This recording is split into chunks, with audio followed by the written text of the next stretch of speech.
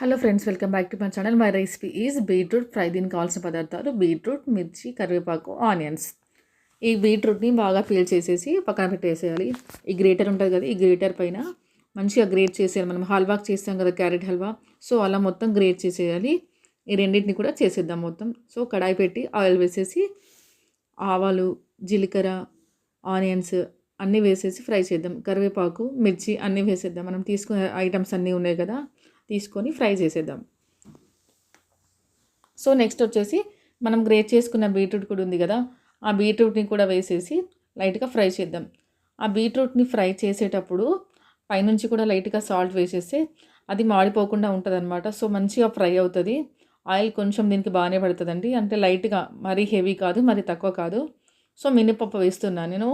అది ఫ్రై కర్రీలో చాలా బాగుంటుంది కాబట్టి మినపప్పు కూడా వేస్తున్నాను. మీకు కావాలంటే వేసుకోవచ్చు, లేదంటే స్కిప్ చేసేసుకోండి. సో లైట్గా మూత పెట్టేద్దాం, ఒక 5 మినిట్స్ మూత పెట్టి. ఇప్పుడు ఓపెన్ చేసి చూసిన తర్వాత మంచిగా ఫ్రై అయిపోయిందండి.